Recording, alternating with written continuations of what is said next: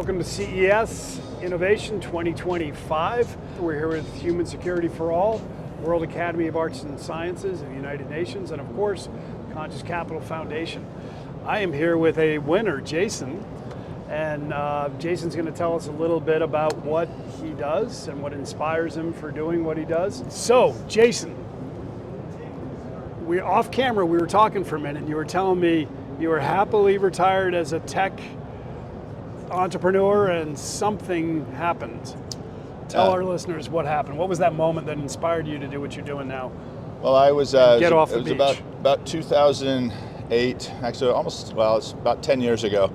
I was semi-happily retired, and I was watching something happening in the world. We've been enjoying the information age for the last 30 years. And we use information, it's basically currency. We use it to inform, to educate, and to entertain. But I was watching something start to come into the marketplace, the disinformation age. The ability to use data, information to deceive, to defraud and manipulate. And I could actually see what was going to happen over the next decade. That is, artificial intelligence came into the play, the ability to manipulate digital media, video, photo, and audio, is extraordinary. Was going to become more democratized. Yeah. And what used to take 100 people to create something fake, think like Star Wars animation, soon one person was going to be able to create it, and then that one person was going to be able to create 100. And I knew that the way the tech industry was going to respond to this was mostly playing defense, using forensic methods to identify and discredit. So give an example of that for the listeners when you talk about defense. So just to give a sense, that every time that they come up with it, the term's colloquially called deep fakes. So this is AI manipulated content. Right. And so what the playing defense means is looking for anomalies or something in there that can tell that that's not real. 6 fingers, they don't blink. Things don't match. Right. There's blurring in the background. But as AI continues to progress, the ability to create more and more high-tech sophisticated fakes are becoming past what humans can detect. Really, really difficult. And just to give you a sense of scale, 7 years ago there was a tool that was created that could fake your voice. They needed 30 minutes of you speaking, and in 30 minutes you'll make every sound. And then they could piece that together to make an audio recording. So it took 30 minutes to kind of get the full spectrum of all the tonations and sounds. Correct. Style. How much time of your voice do you think they need today? 30 seconds, maybe? 3 seconds. 3 seconds. Wow. All I need is, hi, you've reached my phone, I'm currently unavailable. They not only know what you sound like in your normal voice, they know what you sound like when you're happy or unhappy, what you sound like speaking in a hallway or a concert hall. And video and images have progressed just as much. Like videos now, they have micro heartbeats in the face and blood flow patterns. They're getting past what humans can detect, and now they're trying to fake computers. Now, playing defense is an important part of the game, but it's a perpetual game of cat and mouse and whack-a-mole. Right. So what I did is I said, all right, well, can we task ourselves, can we make recordings that are impossible to modify? Well, the answer is no. You can always modify a recording. So help our listeners when you say impossible to modify. What does that mean? So take us down that journey. So think of like someone creates a video that you cannot go in and you can't change a single pixel or any of the sound or audio. Like this, maybe, right? Right. So you can always manipulate a video. You can take an image, you can print screen an image, and you can make it so that it's possible to modify. But what we did is we said, can you make it impossible to counterfeit? Can you make it so that if someone does change a single pixel or a millisecond of sound or a frame in a video, trigger something that we can detect that is not original?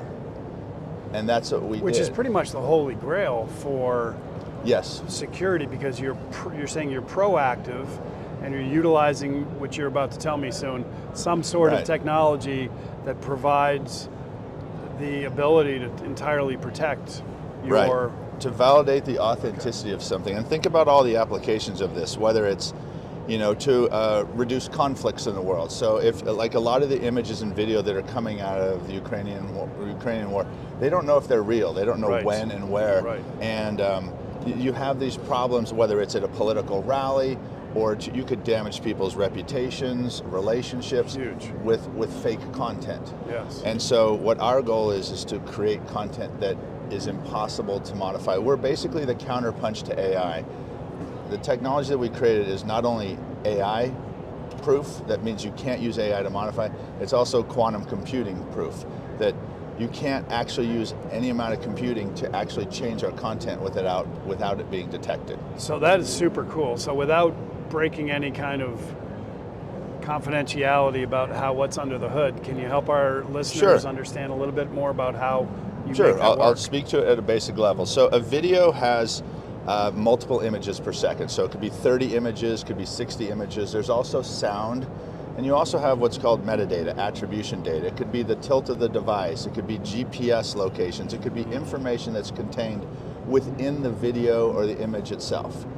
And what we do is, while it's recording, we take every one of those frames and we create a fingerprint of that frame. We map all the pixels, all the sound, and all that metadata, and then every frame 30 times a second. 30 times a second. We take those fingerprints, and then we take those fingerprints, and collectively we refer to it as the digital DNA.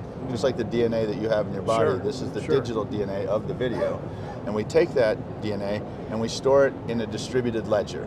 We basically take that data and we store it in a blockchain network so that it's immutable. Now later on, when someone wants to take that video, let's say it's a 30-minute video and all those fingerprints are stored out there. Nothing else is stored out there except for the fingerprints.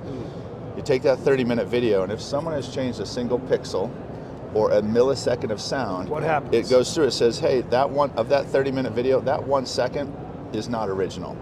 Someone's modified something. And how does that alert? Like, I mean, if I'm just from a user point of view?